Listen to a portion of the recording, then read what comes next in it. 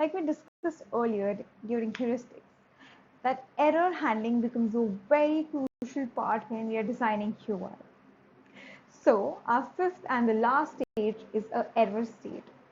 Error state is shown when things don't go as expected. Now this could be due to a system failure, a bad internet, or user just trying to carry out actions that they do not have access to.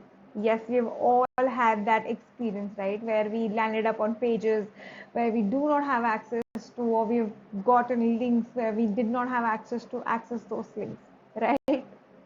When users interact with the product, there is always a possibility of error occurring. Error state is shown when things don't go as expected, and we need to really keep this into consideration. One of the classic examples is the Google Chrome no internet connection gamified version of the UI, right? We've all enjoyed this game in the past, haven't we? Or another great example would be Airbnb, where they actually describe the whole issue to you, where they completely mention with what is happening with the error.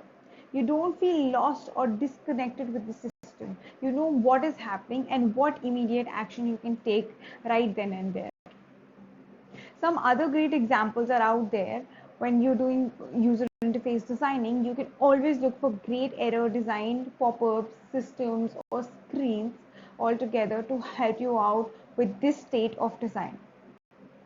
Now here as well, if you see, the screens are well described with what the error is, and again it gives you a CTA or an action to perform, because again, like we mentioned in the heuristics, if you inform the user about the error and they cannot do anything about it, they will end up feeling frustrated anyway.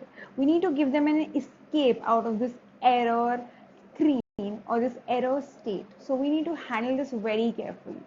Now, when it comes to errors, this is actually an interesting course, a detailed course, and a detailed design, cohort in itself, which is called Designing for Errors. Those of you who are interested in, designing for errors, you should definitely check out more data regarding, the do's and don'ts of designing for errors. And this is extremely interesting and extremely important in real life scenarios. This is an example from MailChimp where this very clearly defines what is wrong. Again, that is the key of keeping a user hooked, where they don't feel lost, especially when they're dealing or facing errors. So they actually tell you what is wrong and where it is wrong.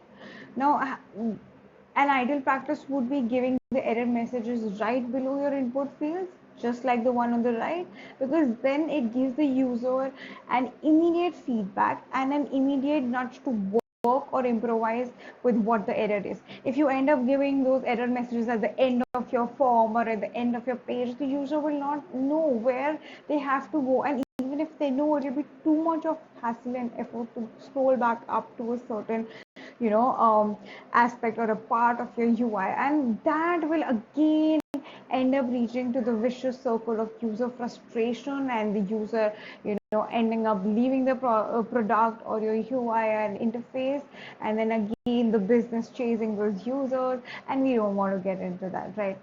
So let's just cut the chase and just focus on how we can improvise and improve these small little states of UI, so that we can keep the users satisfied and happy while they're using our products. Don't you agree?